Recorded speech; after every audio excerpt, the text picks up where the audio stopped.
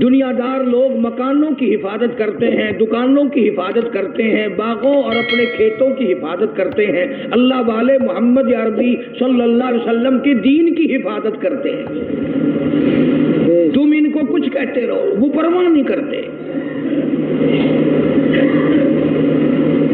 اس قدر انہماک سے یہ لوگ دین کی حفاظت کرتے ہیں۔ اب آپ کو کیسے یقین آئے؟ شیخ الحدیث حضرت مولانا محمد زکریا صاحب رحمۃ اللہ علیہ فرماتے ہیں کہ اپنی کتاب میں لکھتے ہیں ایسے ایسے لوگ بھی اس دنیا میں آئے، ایک وضو سے 12 دن 12 رات نماز پڑھی۔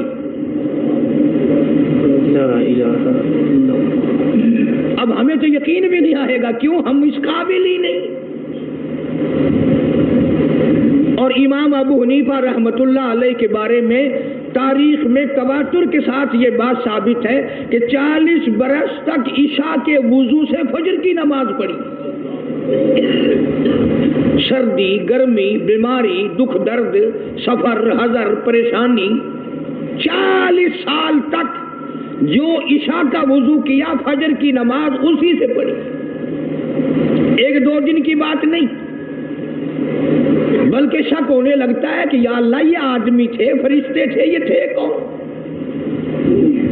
مدینے پاک میں اللہ پاک سب کو زیارت نصیب فرمائے۔ ایک اللہ والے کے یہاں ایک اللہ والا مہمان بنا، الحمدللہ۔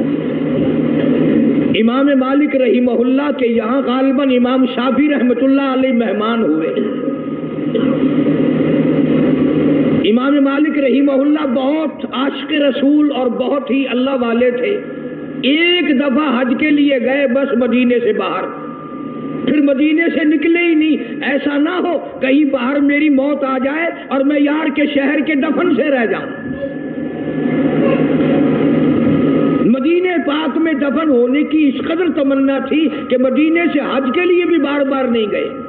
اور 3 میل کے ایریے میں ساری عمر میں امام مالک رحمۃ اللہ علیہ نے پیشاب پخانہ نہیں کیا، مدینے کا اتنا ادب فرمایا۔ تو امام مالک رحمہ اللہ کے یہاں امام شافعی رحمہ اللہ مہمان بنے تو امام مالک نے اپنے خادم سے کہا کہ لوٹا بھر کے رکھ دینا تہجد کے وضو کے لیے۔ تو خادم نے لوٹا بھر کے رکھ دیا۔ صبح جو دیکھا اس خادم نے لوٹا پانی کا بھرا بھرایا، جوں کا توں بھرا ہوا، تو امام مالک سے کہنے لگا آپ تو کہتے تھے یہ بڑا اللہ والا ہے، بڑا محدث ہے، بڑا امام ہے، یہ تو کچھ بھی نہیں، لوٹا پانی کا بھرا ہوا رکھا، اس نے تو تہجد بھی نہیں پڑھی، اس نے تہجد کی نماز نہیں پڑھی۔ میں جو کہنا چاہتا ہوں وہ اب بھی نہیں سمجھے آپ۔ ارے کبھی تہجد نہ پڑھنا بھی عیب سمجھا جاتا تھا، اب نماز کوئی نہیں پڑھتا، فرض نماز کوئی نہیں پڑھتا اور جماعت میں کوئی نہیں آتا۔ اس لیے قرآن کریم نے اعلان کیا، فرمایا تتجافی جنوبہم عن المضاجع يدعون ربهم خوفا وطمعا ومما رزقناهم ينفقون۔ فرمایا کامیاب ہے وہ لوگ جو رات کو اٹھ کر بستر چھوڑ دیتے ہیں، آرام کی نیند چھوڑ دیتے ہیں۔ اللہ پاک فرماتے ہیں میں عرش عظیم سے ان کو دیکھ رہا ہوتا ہوں، مصلی پہ کھڑے ہو کر رات کو میرے قرآن کی تلاوت فرماتے ہیں۔ عرض یہ کرنا چاہتا تھا آج تو بڑے بڑے لوگ نماز نہیں پڑھتے، عیب کوئی نہیں نماز نہ پڑھنا۔ امام مالک رحمت اللہ علیہ کو بھی ناگوار لگی، امام شافعی رحمہ اللہ اتنا بڑا آدمی تہجد کیوں نہیں پڑھی؟ صبح کو ناشتے میں جو بیٹھے تو باتوں باتوں میں امام مالک رحمہ اللہ نے ذکر چھیڑا کہ میرے خیال میں کل تھکاوٹ سفر کی زیادہ ہو گئی، رات آپ کی آنکھ نہیں کھلی، رات آپ کی آنکھ نہیں کھلی۔ امام شافعی رحمت اللہ علیہ نے فرمایا کیوں؟ کون کہتا نہیں کھلی؟ کہ وہ میرا خادم کہہ رہا تھا کہ جو تہجد کے وضو کے لیے پانی بھر کے رکھا تھا وہ پانی تو بھرا بھرایا ملا۔ امام शाफी फरमाते हैं रहीमहुल्लाह, अंदाजा लगाओ, फरमाया अपने घर में सो जाया करता था। कल मैं जब मदीने में आया, रात मेरे दिल में आया कि एक तो मदीना शहर है और फिर इमाम मालिक का मेहमान हूँ, सारी जिंदगी सोया ही करता हूँ, आज बेहतर यह है कि सोना ही नहीं। तो पानी तो इसलिए भरा भराया मिला ना कि मैंने रात ईशा के वुजू से फजर की नमाज पढ़ी। ये मेहमान किया करते थे। आज मेहमान आते हैं, चलो हमें VCR दिखाओ, अंदाजा लगाओ। बल्कि बड़े दुख की बात है, बाज मेहमान हमारे इलाकों में हिंदुस्तान से आते हैं ना, वो कहते रोटी खुआ या न खुआ, फिल्म दिखा। और जैसी रूह वैसे फरिश्ते, जैसे हम ऐसे हमारे मेहमान। अल्लाह वाले जब किसी के यहाँ आते हैं, उनकी बरकतें और रहमतें साथ साथ आती हैं। मैं बात कर रहा था उन अल्लाह वालों की जो जर्रा बराबर भी मोहम्मद अरबी सल्लल्लाहु अलैहि वसल्लम की सुन्नत की खिलाफ वर्जी नहीं करते। तहज्जुद की नमाज इन हजरात से कज़ा नहीं होती, फर्ज नमाज तो कैसे कज़ा होगी। और एक एक अल्लाह वाला ऐसा गुजरा कि 30-30 बरस तक तकबीर ऊला नमाज से की फौत नहीं हुई। तुम कितने हाजी बैठे हो, बड़े बड़े अल्लाह वाले बैठे हो, जन्नत के ठेकेदार बैठे हो, पर आधी नमाजें पढ़ते हो, आधियों को रगड़ा दे देते हो, जैसे अल्लाह मियाँ को पता ही नहीं। इसलिए कुरान करीम ने ऐलान करते हुए फरमाया अल यौमा नख्तिमु अला अफवाहिहिम व तुकल्लिमुना अयदीहिम व तशहदु अर्जुलुहुम बिमा कानू यक्सिबून। याद रखो वो वक्त आएगा मैं तुम्हारी आंखों से पूछूंगा, तुमसे फिल्म देखी, VCR देखा, पराई बहू बेटियों के नाच देखी या मेरे कुरान का दीदार किया। अल्लाह पाक जल्ले शानू फरमाते हैं मैं कानों से पूछूंगा, तुमसे कुरान सुना, नबी पाक सल्लल्लाहु अलैहि वसल्लम की जात पे कलमा कलाम दुरूद पाक सुना या पढ़ा, या तुमने सारी जिंदगी कंजरियों के गहनों में गुजार दी। अल्लाह पाक जल्ले शानू फरमाते हैं मैं पैरों से पूछूंगा, तुमसे चलकर मस्जिद में जाया करता था या बदकार औरतों के पास जाया करता था, इसलिए वतशहदु अर्जुलुहुम बिमा कानू यक्सिबून। ये अपने हाथ दुश्मन बन जाएंगे, ये अपने पैर दुश्मन बन जाएंगे, ये अपनी आंखें मुखालिफ हो जाएंगी, ये खुद जुबान मुखालिफ हो जाएगी। अल्लाह पाक फरमाते हैं मैं तुम्हारे हाथों से कलाम करूंगा, आंखों से कलाम करूंगा, जुबान से कलाम करूंगा। ऐ जुबान तू बता तुझसे हलाल खाया या हराम खाया। अल्लाह पाक मुंह से पूछेंगे पराया हक तेरे से कितना खाया गया। शाह अब्दुल कुद्दूस गंगोही रहमतुल्लाह अलैह बहुत बड़े बुजुर्गों में से गुजरे हैं, अपने मुरीदीन के साथ साथ तशरीफ ले जा रहे हैं और जाते जाते रास्ते में एक गंद का ढेर आ गया। ढेर लगा रखा है शहर से बंगियों ने ला लाकर। सब मुरीदों ने नाक पे कपड़ा रखा, जल्दी जल्दी चलने लगे और अल्लाह वाला कहता ठहरो ठहरो ठहरो ठहर जाओ। उन्होंने कहा लो जी पता नहीं पीर साहब को क्या हुआ, ये कुछ ठहरने की जगह जहां ठहरा रहे हैं। फरमाया ये गंद तुम्हें एक सबक दे रहा है। उन्होंने कहा सबक, ये गंद है, कोई सबक सिखाने वाला कैसे बन गया। अल्लाह वाला कहता है ये तुम्हें सबक बता रहा है और ये कह रहा है कि कल से पहले मैं बालूशाही की शक्ल में थाल पे रखा हुआ था, रसगुल्लों की शक्ल में रखा हुआ था, मिठाइयों की शक्ल में था, फ्रूट की शक्ल में था, तरकारी की शक्ल में था, रोटी की सूरत में था, जो देखे उसी के मुंह में पानी आ जाए। शोकेश में रखा हुआ था, बड़ी बड़ी हिफाजत में रखा हुआ था। ओ बंदे, ओ इंसान, एक रात तेरे पेट में मैंने गुजारी, मेरा ये हाल बन गया। मैंने एक रात गुजारी, सारी दुनिया मुझसे نفرت کرتی ہے اور تیرا پیٹ پتہ نہیں کیا بلا ہے، میرا یہ حال ہو گیا، تو خود کیوں نہیں سوچتا تیرا کیا حال بنے گا؟ پھر سمجھ میں آیا کہ اللہ والوں کی باتیں نرالی ہوتی ہیں۔ حضرت شبلی رحمت اللہ علیہ بہت بڑے بزرگوں میں سے گزرے، زمانہ جانتا ہے۔ جیل خانے کے دروازے سے گزرنے لگے تو وہاں کسی کی لاش لٹکی ہوئی تھی، دونوں ہاتھ نہیں، دونوں پیر نہیں، سر بھی نہیں۔ حضرت شبلی رحمت اللہ علیہ نے اپنے متوسلین سے فرمایا، اپنے مریدین سے فرمایا، ٹھہر جاؤ، یہ لاش تمہیں کوئی سبق پڑھا رہی ہے؟ انہوں نے کہا حضرت جی کسی ڈاکو کی لاش ہے، بدماش کی لاش ہے، کسی چور کی لاش ہے، یہ کیا سبق پڑھائے گی؟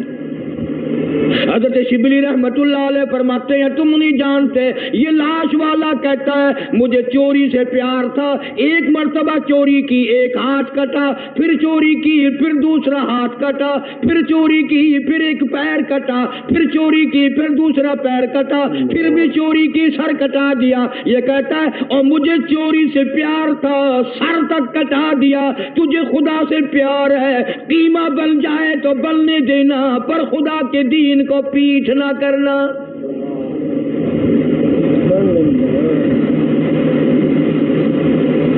اللہ والوں کی باتیں نرالی۔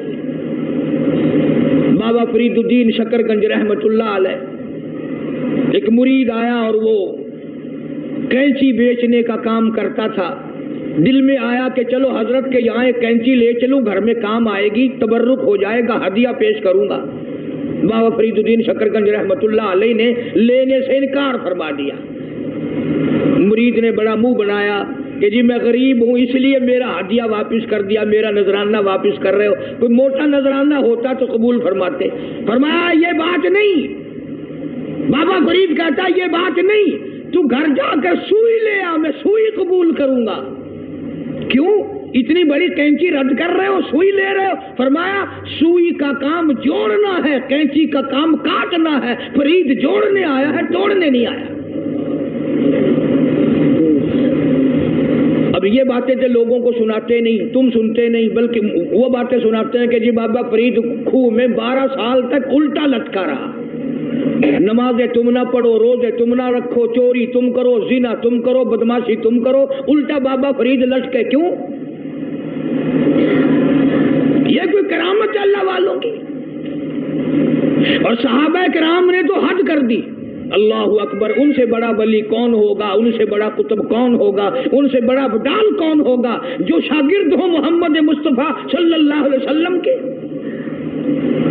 اور تو کسی بابا کا مرید ہوگا، کسی اللہ والے کا مرید ہوگا، کسی عالم کا مرید ہوگا، کسی پیر کا مرید ہوگا، تمہیں پتا ہے صحابہ کالی کملی والے کے مرید ہیں، اور ان کی ایک آنکھ نے جو ایک مرتبہ ساتھ سرکار کا دیدار کیا، پوری دنیا کی تمام نیکیاں مل کر صحابی کی اس نیکی کو چھین نہیں سکتی، اس کے برابر نہیں ہو سکتی۔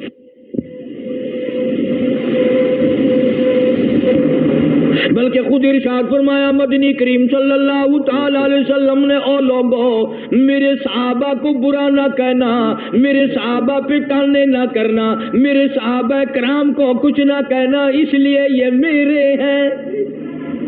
سبحان اللہ، فرمایا یہ میرے ہیں، اور پھر قربانیاں دی صحابہ کرام نے۔ ان کے عمل کے بارے میں ارشاد گرامیہ فرمایا تم احد پہاڑ سونے کا صدقہ کرو، خیرات کرو، احد پہاڑ سونے کا صدقہ دو، خیرات کرو۔ میرا صحابی ایک مٹھی جو اللہ کے نام پہ خیرات کرے، فرمایا تمہارا احد پہاڑ سونے کا صدقہ کیا ہوا میرے صحابی کے مٹھی جو کی برابری نہیں کر سکتا۔ اور یوں بھی فرمایا حضور کریم صلی اللہ علیہ وسلم نے کہ تم اتنا خیرت کرو اللہ کے نام پر، اور میرا صحابی ایک کھجور خرچ کرے اس کا مقابلہ نہیں ہو سکتا۔ اور ولی اللہ سارے صحابہ کی غلامی سے بنتے ہیں، ان اللہ والوں کے نقش قدم پہ چل کر سارے اللہ والے بنتے ہیں۔ حضرت بہاء الحق زکریا ملتانی رحمت اللہ علیہ، دریا چناب میں کشتی آ رہی ہے غلے کی، کچھ مرید بھی ساتھ ہیں، کسی نے آ کر خبر دی حضرت دریا میں کشتی بھاور میں پھنس گئی، ڈوب رہی ہے، تو یوں ذرا سا نیچے کو گردن جھکائی اور سر اٹھا کے فرمایا الحمدللہ۔ بڑے مرید حیران ہوئے، کشتی ڈوب رہی ہے، حضرت الحمدللہ فرما رہے ہیں، واہ بھائی واہ۔ لیکن ایک بات یاد رکھو، اس زمانے میں لوگ بکواس نہیں کیا کرتے تھے۔ تم جیسے مرید ہوتے نا اسی وقت چادر اٹھا کے بھاگ جاتے، چلو دیکھ لیا پیر صاحب۔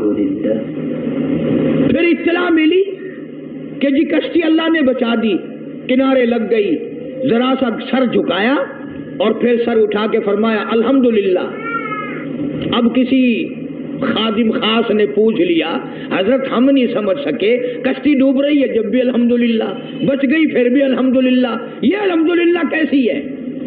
تو فرمایا بھائی کشتی ڈوبنے والی خبر تکلیف والی بات تھی، پریشانی والی بات تھی، میں نے اپنے دل میں جھانک کے دیکھا، پریشانی کی خبر سن کر میرا دل اللہ کی یاد سے غافل تو نہیں ہوا، تو میں نے دیکھا میرا دل اللہ اللہ اللہ میں لگا ہوا تھا، میں نے کہا الحمدللہ پریشانی کی خبر سن کر بھی میرا دل اپنے مولا کی یاد میں لگا ہوا ہے۔ اور جب کشتی بچنے کی خبر سنی تو خوشی میں بھی آدمی اللہ کو بھولتا ہے، میں نے پھر اپنے دل میں جا کے دیکھا کہ خوشی میں آ کر کے میرا دل کہیں غافل تو نہیں ہو گیا، پھر بھی میرا دل اپنے رب کی یاد میں لگا ہوا تھا، میں نے کہا الحمدللہ۔ بڑا عجیب شعر کہا نا ظفر نے، اسی کو کہتا ہے کہ ظفر سے آدمی نہ جانیے گرچہ ہو صاحب فہم و ذکا، ظفر سے آدمی نہ جانیے گرچہ ہو صاحب فہم و ذکا، جسے عیش میں یاد خدا نہ رہے اور جسے تیش میں خوف خدا نہ رہے۔ او عیش میں خدا کو بھولتے ہیں، تیش میں خدا کو بھولتے ہیں، اسی لیے قرآن کریم کہتا ہے وَإِذَا أَنْعَمْنَا عَلَى الْإِنسَانِ أَعْرَضَ وَنَأَىٰ بِجَانِبِهِ۔ منافع اچھا مل جائے، کاروبار اچھا چل پڑے، شراب یاد آ جاتی ہے، رنڈی بازی یاد آ جاتی ہے، جوا یاد آ جاتا ہے، حرام خوری یاد آ جاتی ہے، اور جب مصیبت آئے، بیگم بیمار پڑ جائے، ڈاکٹر جواب دے دے، حکیم لا علاج کر دے، بیٹا بیمار ہو جائے، سارے ڈاکٹر جواب دے دے، پھر قرآن کہتا ہے وَإِذَا مَسَّهُ الشَّرُّ فَذُو دُعَاءٍ عَرِيضٍ۔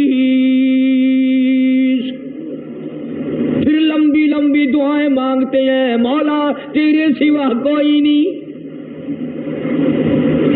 پھر ہر جگہ سر جھکانے والا بھی کہتا ہے مولا تیرے سوا کوئی نہیں، سب نے جواب دے دیا، تیرے دروازے پہ آ کے گر گیا ہوں۔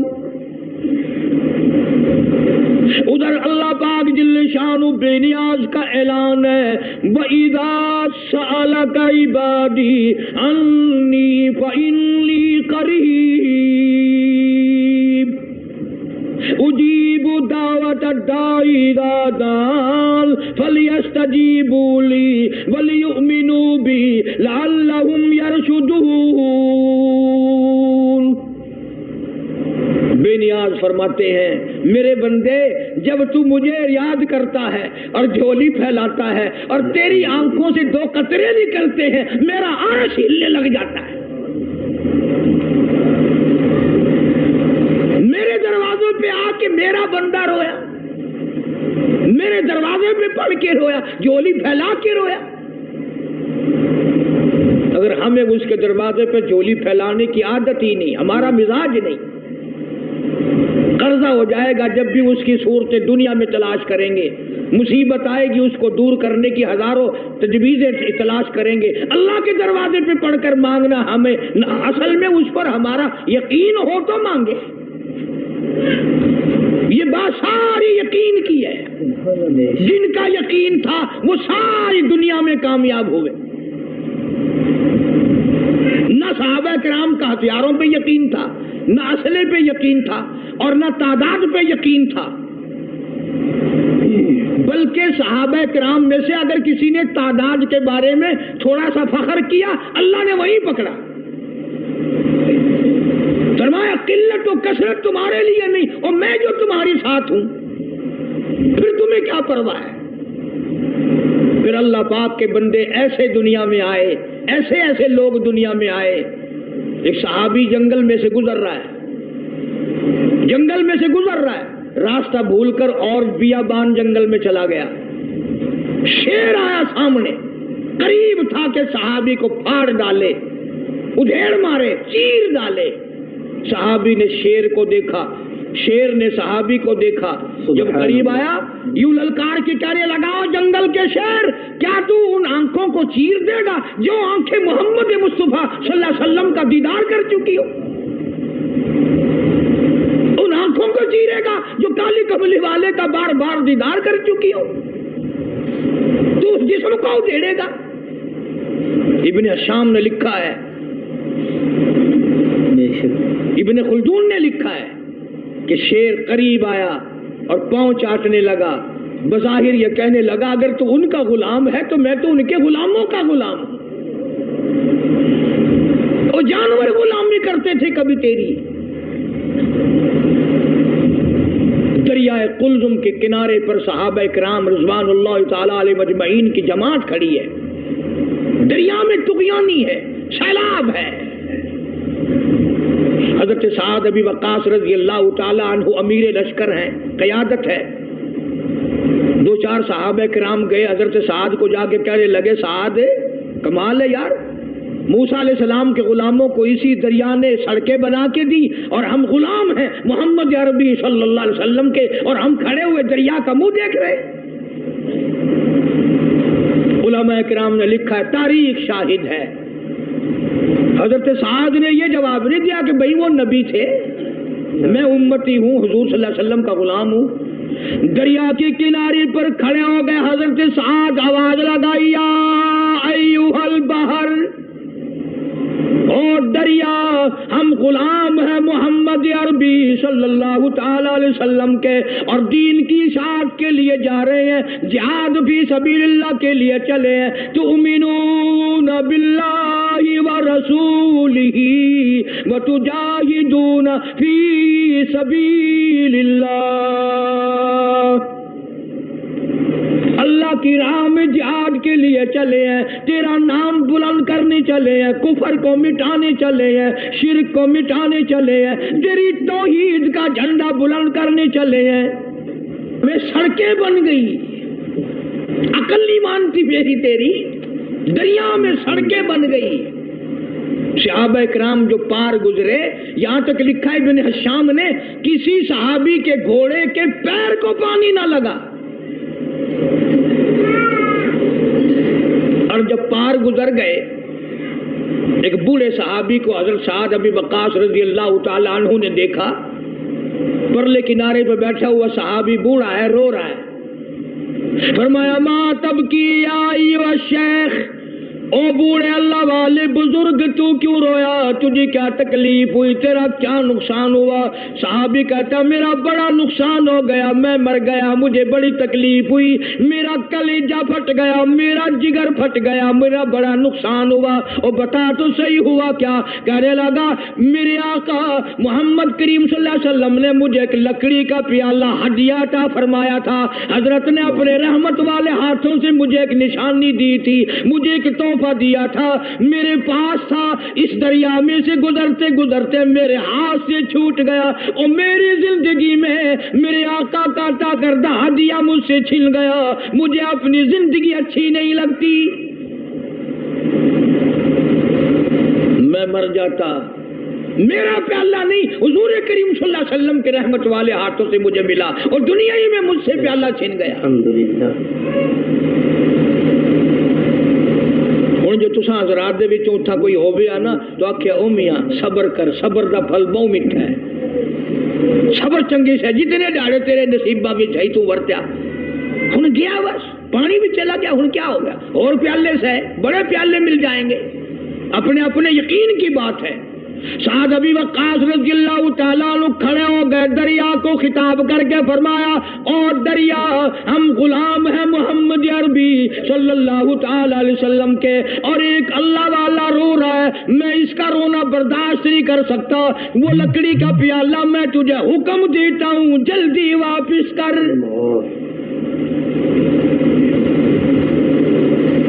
مورخین نے لکھا ہے کہ دریا میں چھال آئی، پیالہ صحابی کے پیروں میں آ کے پڑا۔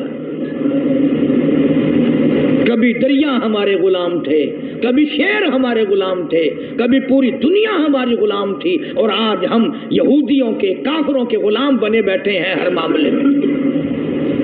اللہ والوں کی باتوں پہ عمل نہیں کرنا، قرآن و حدیث کی باتوں پہ عمل نہیں کرنا۔ یہ لشکر چلا گیا اور سفر کیا، افریقہ کے گھنونے جنگل میں جا پہنچا، اور وہاں پہنچ کر صحابہ کرام رضوان اللہ تعالی علیہ مجمعین نے قیام کا ارادہ فرمایا، ٹھہرنے کا ارادہ فرمایا۔ علاقے کے لوگ آ گئے، انہوں نے کہا کیا کر رہے ہو؟ کہ ہم رات کو یہاں ٹھہریں گے۔ انہوں نے کہا توبہ توبہ، اس جنگل میں بگیاڑ رہتے ہیں، شیر رہتے ہیں، چیتے رہتے ہیں، ہاتھی رہتے ہیں، بڑے بڑے موذی جانور تمہیں کھا جائیں گے، یہ جگہ ٹھہرنے کی نہیں۔ اب ہم ہوتے تو بھاگ نکلتے، وہ اس سے آگے جاتا، وہ اس سے آگے جاتا، بلکہ ایک دوسرے کے اوپر گر گر کے مر جاتے آدھے، کبھی ہمیں نہ کھا جائیں۔ ان اللہ والوں کا یقین دیکھو جن کا استاد محمد مصطفیٰ صلی اللہ علیہ وسلم ہو، جن کا امام کالی کملی والا ہو، جن کا پیر امام الانبیاء ہو، انہوں نے کیا سکھایا؟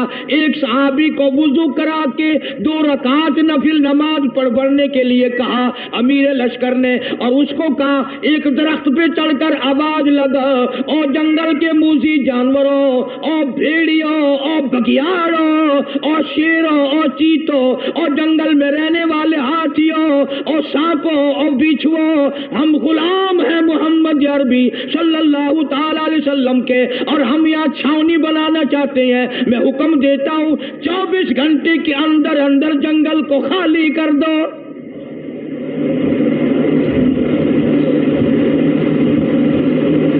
ابن حشام لکھتا ہے شور مچاتے ہوئے جانور، چھوٹے بچے اپنی پیٹھوں پہ بٹھائے ہوئے، جس طرح کا جانور تھا تمام کے تمام نے جنگل کو خالی کر دیا۔ آج ہمارا اپنا اپا قابو میں نہیں، گھروں کے ماحول بگڑ گئے، محلے بگڑ گئے، گلیاں بگڑ گئی، علاقے بگڑ گئے، ملک کے حالات بگاڑ کے رکھ دیے ہماری بدتمیزی کی وجہ سے۔ خوف خدا ہو پھر سب کچھ بنتا ہے۔ ایک بزرگ کے بارے میں لکھا ہے کہ 40 برس تک خشک آٹا پھانکا منہ میں اور اوپر سے پانی پی لیا، 40 سال۔ اب تم تو سوچ رہے ہوگے کوئی پاگل ہوگا، پاگل بے عقل ہوگا، کوئی مست نہیں، پاگل نہیں تھا، بڑا عقل مند تھا۔ تم تو اس لیے پاگل کہو گے نا کہ وہ پراٹھے پکا کے نہیں کھاتا تھا۔ کسی نے پوچھ لیا کہ جی حضرت مدت ہوگی میں دیکھتا ہوں آٹا پھانک کر پانی پی لیتے ہو، روٹی نہیں پکاتے، روٹی کھانی چاہیے۔ ہائے ہائے کیا جواب دیا؟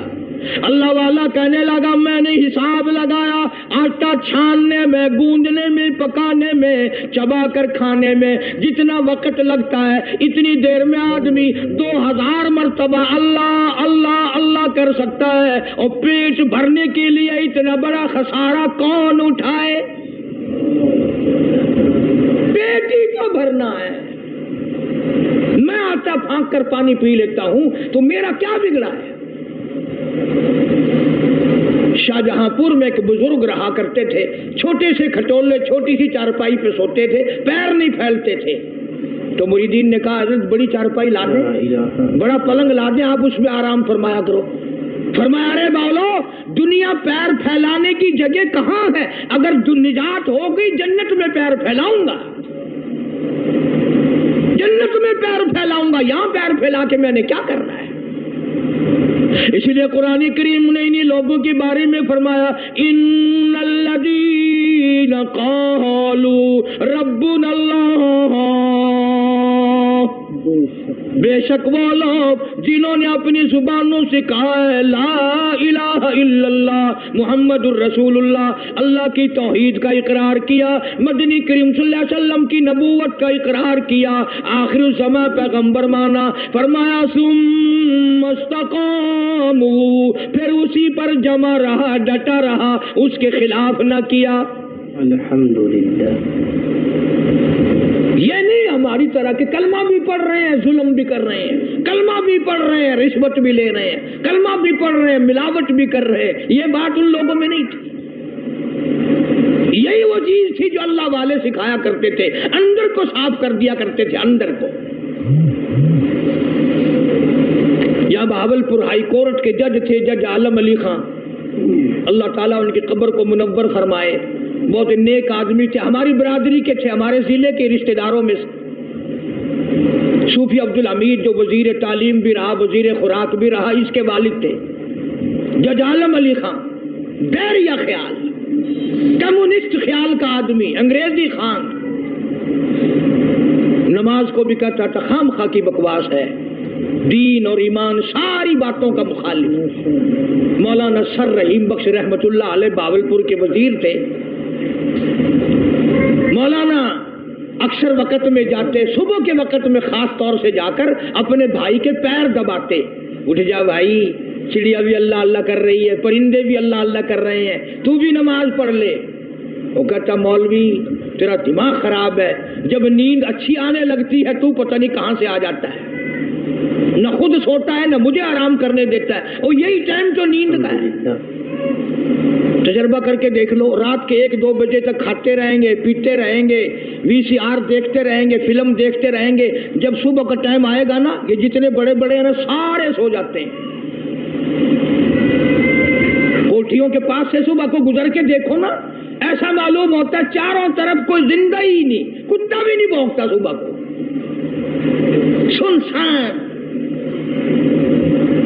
مولانا رحیم بخش رحمت اللہ علیہ روز جاتے، تو سگا بھائی تھا، وہ فرماتے بھائی اگر تو جہنم میں گیا میں تیرا بھائی کس طرح دیکھوں گا تجھے جہنم میں جلتے ہوئے، نماز پڑھ، اللہ کی عبادت کر، اس کی بندگی کر۔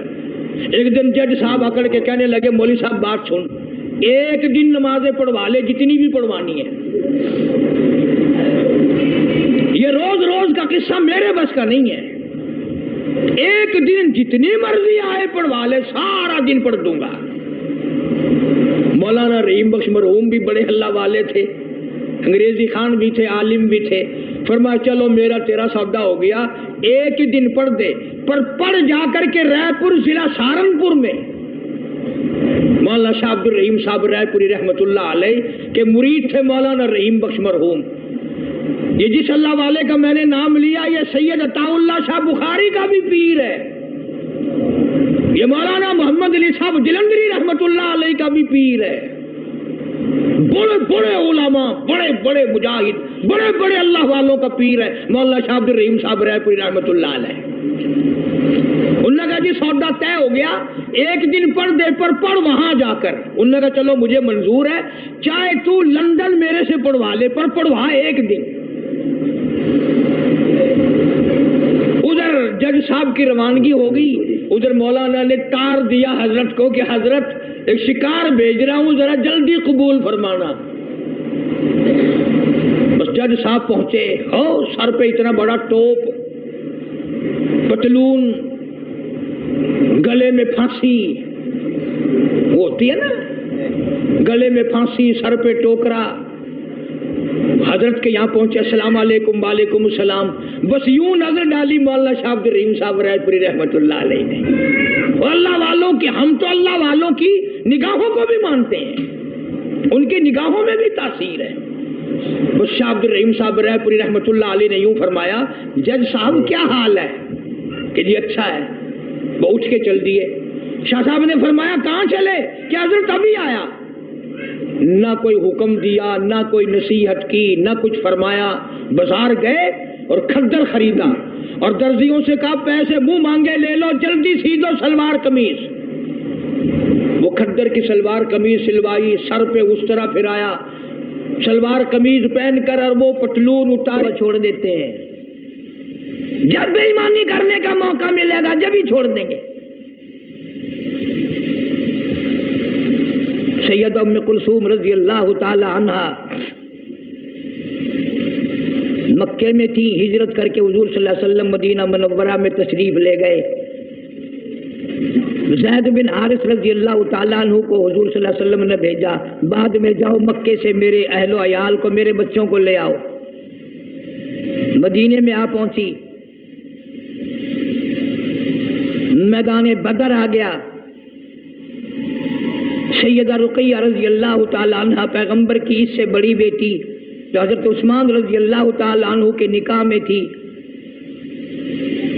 ہجرت سے پہلے حبشے کی طرف حضرت عثمان نے جب ہجرت کی تو سیدہ رقیہ رضی اللہ تعالیٰ عنہ ساتھ تھی، اور آپ نے مکے سے میلوں باہر نکل کر رخصت فرمایا اور یوں فرمایا، عثمان حضرت ابراہیم علیہ السلام اور لوط علیہ السلام کے بعد تو پہلا آدمی ہے جو ایمان اسلام کے لیے بمع بیوی کے ہجرت کر رہا ہے۔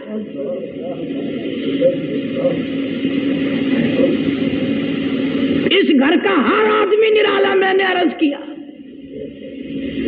سیدہ رقیہ رضی اللہ تعالیٰ عنہ، سیدنا عثمان رضی اللہ تعالیٰ عنہ ایک جگہ میاں بیوی بیٹھے ہیں، آپ تشریف لے آئے تو آپ نے قسم کھا کر فرمایا، میں نے زندگی بھر میں اتنا حسین جوڑا کبھی نہیں دیکھا۔ جنگ بدر کے موقع پر حضرت رقیہ رضی اللہ تعالیٰ عنہ سخت بیمار تھی، چیچک کی بیماری تکلیف ہو گئی۔ حضرت عثمان کو نبی پاک صلی اللہ علیہ وسلم نے فرمایا، تم یہیں رہ کر میری بیٹی کی تیمارداری کرو، میں تمہیں جنگ میں جہاد میں شریک سمجھوں گا۔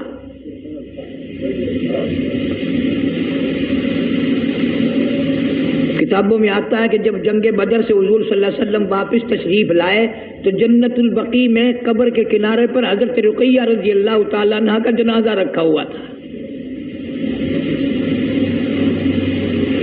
بعد میں مدنی کریم صلی اللہ تعالی علیہ وسلم جب بھی حضرت عثمان پر نظر پڑتی رضی اللہ تعالیٰ عنہ روتے نظر آتے، پریشان حال نظر آتے۔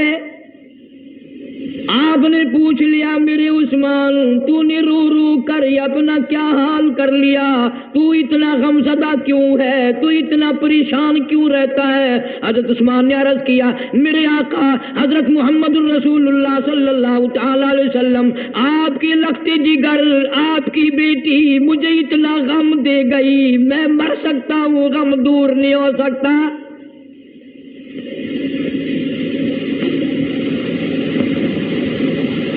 مجھے نیند نہیں آتی،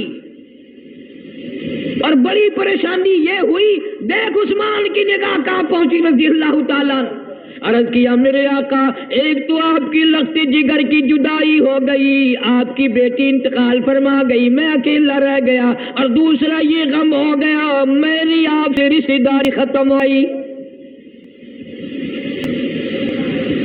فرمایا، عثمان میرے رشتے ختم نہیں ہوا کرتے، قیامت میں بھی میرے رشتے برقرار رہیں گے۔ لوگوں کے رشتے ختم ہو جاتے ہیں، میرے رشتے ختم نہیں ہوں گے۔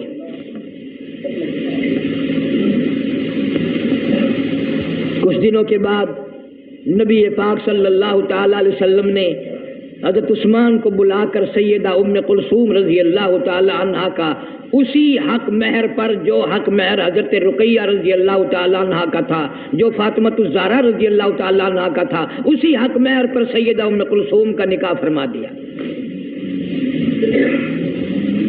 اور کتابوں میں موجود ہے کہ جبریل امین آئے اور آ کر اطلاع دی، یا رسول اللہ صلی اللہ علیہ وسلم، اللہ میاں فرماتے ہیں، توجہ کرنا، اللہ میاں فرماتے ہیں کہ ام کلثوم کا اور سیدنا عثمان رضی اللہ تعالیٰ عنہ کا اللہ فرماتے ہیں میں نے نکاح کر دیا۔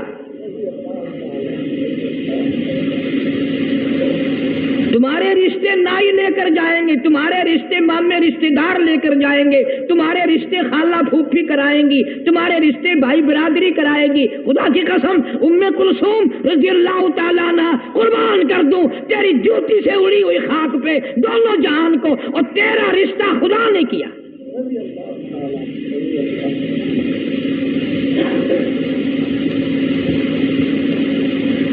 کوئی بات یاد کر کے بھی لے جایا کرو، آدم علیہ السلام سے لے کر آج تک اور قیامت تک کے نکاح نبیوں نے پڑھائے، ولیوں نے پڑھائے، صحابہ نے پڑھائے، کتبوں نے نکاح پڑھائے، انبیاء کرام نے نکاح پڑھائے، مولوی پڑھاتے ہیں، قاضی پڑھاتے ہیں، رجسٹرار پڑھاتے ہیں، سب کچھ نکاح پڑھاتے آئے ہیں۔ سارے نبیوں کے نکاح، رسولوں کے نکاح، پیغمبروں کے نکاح، صحابہ کے نکاح، کتب و ابدالوں کے نکاح زمین پہ ہوئے، اس دنیا میں ہوئے، بندوں نے کیے۔ صرف 2 نکاح ایسے ہیں جو آسمانوں پہ ہوئے، 2 نکاح ایسے ہیں جو آسمانوں پہ ہوئے۔ سارے جہان کے قاضی لوگ، پیغمبر، نیک، اچھے، برے، سیدہ زینب رضی اللہ تعالیٰ عنہا جن کا حضور صلی اللہ علیہ وسلم سے نکاح ہوا تھا، اور ام کلثوم کا نکاح آسمانوں پہ ہوا، اس نکاح پر سارا جان قربان نہ کر دوں جب قاضی خدا خود بنا ہو؟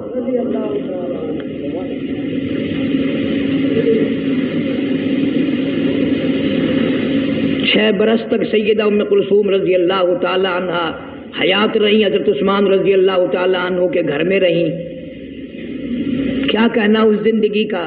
پیغمبر سیرت بنانے والا ہو، سیدہ خدیجہ پالنے والی ہو، سبحان اللہ سبحان اللہ، کیا کہنا۔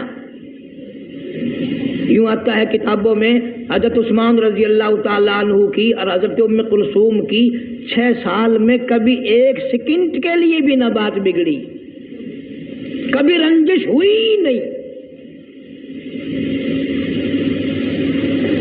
ایک اور بات یاد آ گئی بڑی سبحان اللہ کام کی، ہم اپنی بیٹیوں کو جہیز دیں گے، ڈاچ دیں گے، برتن دیں گے، جوڑے کپڑے دیں گے۔ پیغمبر خدا صلی اللہ علیہ وسلم نے سیدہ ام کلثوم کو فرمایا رخصتی کے وقت جب بھیج رہے تھے حضرت عثمان رضی اللہ تعالیٰ عنہ گھر میں، فرمایا ام کلثوم تیرے ابا کے پاس دھن دولت کچھ نہیں، جہیز ویز کچھ نہیں ہے، پر ایک بات ہے، میں نے جو تیرے لیے آدمی تلاش کیا ہے، خامن تلاش کیا ہے، اس کی صورت ابراہیم علیہ السلام سے ملتی ہے۔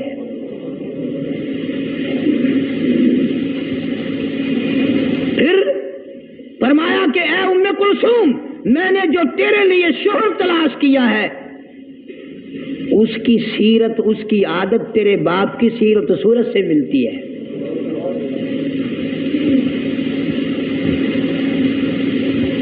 کتنی بڑی بات فرما دی، کتنی بڑی بات فرما دی کہ میں نے تجھے سب کچھ دے دیا۔ سلیم الطباب خاتون تھی، پیغمبر کے گھر میں پلنے والی بچی تھی، بڑا اچھا وقت گزرا۔ جناب مدنی کریم صلی اللہ تعالی علیہ وسلم کی اس بیٹی کو بھی آخر کار بیماری نے آ لیا زندگی میں ہی، کچھ دن بعد رہ کر دنیا سے انتقال فرما گئی۔ نبی پاک صلی اللہ تعالی علیہ وسلم نے خود حکم دیا میری بیٹی ام کلثوم کو غسل دینے کے لیے اسماء آئے، حضرت لیلا آئے، اور فلاں آئے، فلاں آئے، کئی عورتوں کی بیویوں میں سے نام لے دیے، اچھی طرح سے غسل دینا، میری پیاری بیٹی کو پیار سے غسل دینا۔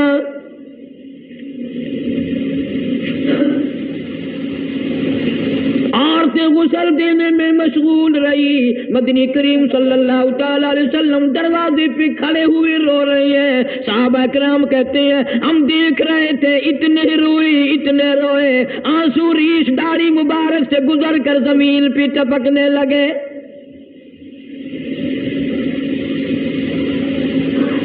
اطلاع دی گئی، خبر دی گئی، غسل سے فارغ ہو گئے، غسل دیا جا چکا۔ امام الانبیاء محبوب کبریا حضرت محمد مصطفیٰ صلی اللہ تعالی علیہ وسلم نے اپنے ہاتھوں سے یوں دے کر عورتوں کو غسل پکڑایا اور فرمایا تم کفن پہنا دو، میں بالکل جنازے کے لیے انتظار کر رہا ہوں۔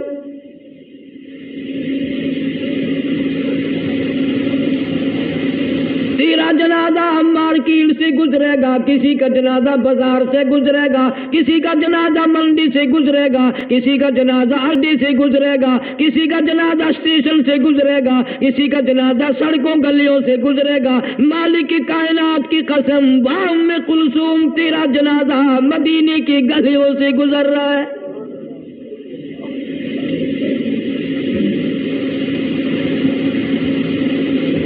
صحابہ کرام رضوان اللہ تعالی علیہ مجمعین کی پوری جماعت روتی ہوئی جنازہ اٹھا کے چلی جا رہی ہے. کتابوں میں آتا ہے کہ حضرت عثمان کو غش آ گیا, بے ہوشی طاری ہوتی تھی, بے ہوشی طاری ہوتی تھی. ایک دن دیکھ کر نبی پاک صلی اللہ علیہ وسلم نے فرمایا, عثمان تیرا تو برا حال ہو گیا. عرض کی آقا اب موت کا انتظار کر رہا ہوں, میری دنیا ختم ہو گئی ہے. فرمایا میں کیا کروں عثمان, تو مجھے اتنا پیارا لگتا ہے, اتنا پیارا لگتا ہے, اگر میرے پاس 40 بیٹیاں ہوتی تجھے ہی دیتا چلا جاتا, ساری ختم ہو جاتی. ابن عباس رضی اللہ تعالیٰ عنہ فرماتے ہیں کہ میرے سامنے حضور صلی اللہ علیہ وسلم نے فرمایا, عثمان کا غم مجھ سے دیکھا نہیں جاتا, اس کا رنج دیکھ کر میرا دل چاہتا ہے میری 100 بیٹیاں ہوتی اسی کو دیتا چلا جاتا, ساری مر جاتی. جنازہ جنت البقیع میں پہنچا. جناب مدنی کریم صلی اللہ تعالیٰ علیہ وسلم نے فرمایا, ابو طلحہ ابو الفضل حضرت علی رضی اللہ تعالیٰ عنہ کو فرمایا, ام کلثوم کو تم پکڑ کر قبر میں اتارو.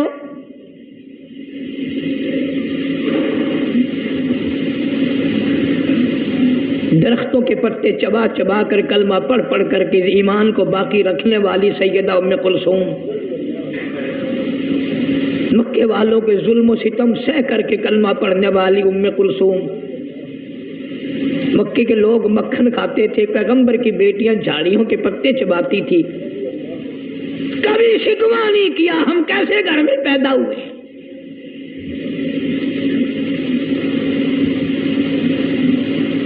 حضرت عثمان رضی اللہ تعالی عنہ سے پیغمبر خدا صلی اللہ علیہ وسلم کو اتنا پیار تھا.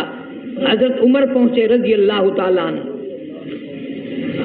فاروق اعظم رضی اللہ تعالیٰ عنہ پہنچے ام کلثوم رضی اللہ تعالیٰ عنہ کی شادی سے پہلے کہ اے عثمان, میری بیٹی حفصہ رضی اللہ تعالیٰ عنہ بیوہ ہو گئی ہے, میں درخواست کرتا ہوں کہ آپ میری بیٹی سے نکاح کر لیں.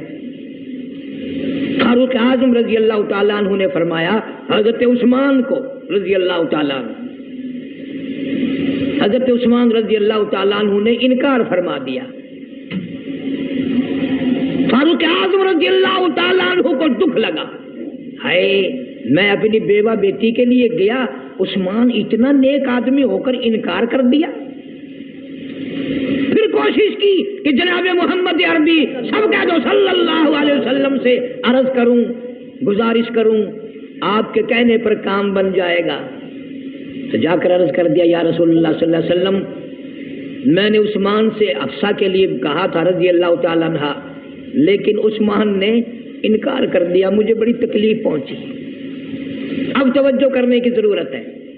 حضرت فاروق اعظم نے تو اپنی بیٹی کے لیے کر دیا, بیٹیوں والے کیا ہی کرنا چاہیے, لیکن آپ صلی اللہ علیہ وسلم نے جواب دیا, میرے فاروق گھبراتا کیوں ہے؟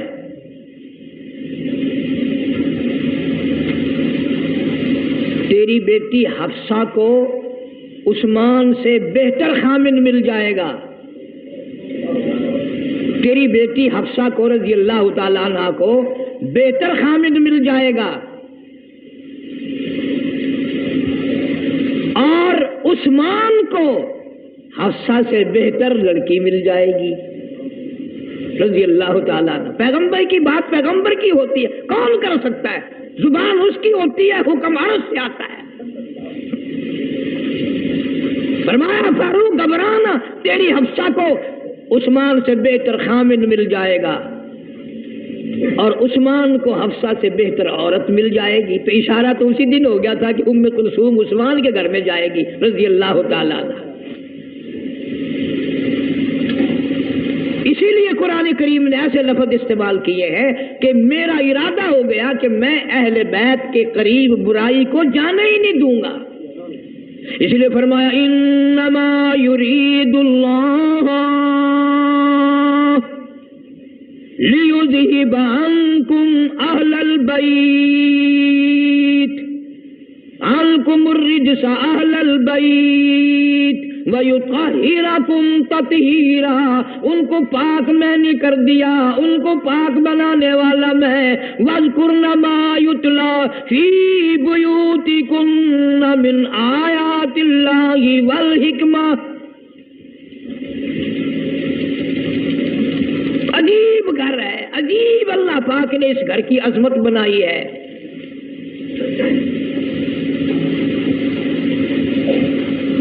ہمارے یہاں تو تھوڑا سا اگر آدمی اونچا ہو جائے اس کی نظر اپنی بگڑ جاتی ہے، لوگوں کی بھی بگڑ جاتی ہے. اور یہاں حال یہ ہے کہ حضرت عثمان رضی اللہ تعالی عنہ تشریف لے جا رہی ہیں. پیغمبر خدا صلی اللہ علیہ وسلم نے فرمایا جاؤ وہ آدمی دیکھ لو، جنتی آدمی کی زیارت کرنی ہو وہ دیکھ لو، سامنے جا رہا ہے.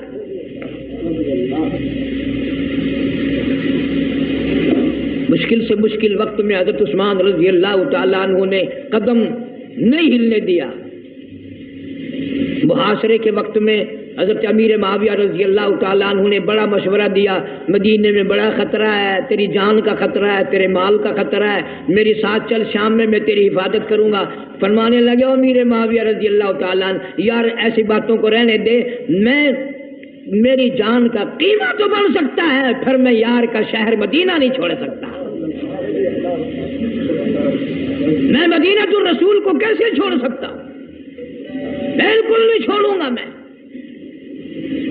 یہی وجہ ہے کہ حضرت عثمان رضی اللہ تعالیٰ عنہ کے بارے میں علامہ ابن کثیر رحمۃ اللہ علیہ نے لکھا ہے کہ قرآن کریم کی ایک آیت ایسی ہے ساری کائنات میں، ساری دنیا میں، سارے صحابہ میں، سارے قطب و ابدالوں میں، سارے محدثین میں، سارے مفسرین میں، سارے اولیاء کرام میں، تمام کے تمام میں سے قرآن کریم کی ایک آیت ایسی ہے جس پہ صرف حضرت عثمان نے عمل کیا. پوری امت میں اور کوئی کر ہی نہیں سکا.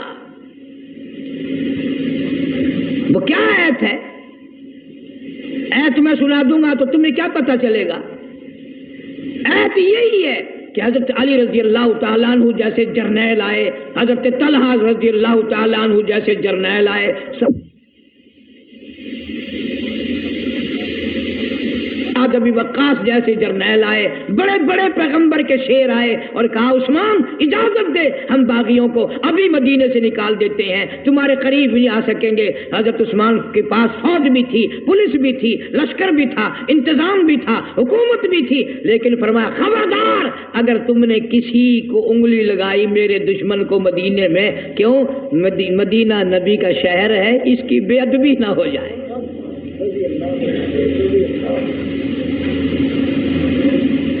بے ادبی نہ ہو جائے. اور کس وقت جرنیلوں نے یہ بات کہی؟ اس وقت کہی جب حضرت عثمان 18 دن کے بھوکے تھے، 18 دن کے پیاسے تھے. اس وقت اتنی بات کہنا. اس لیے قرآن کریم نے فرمایا یا ایھا الذین آمنوا اصبروا وصابروا ورابطوا واتقوا اللہ.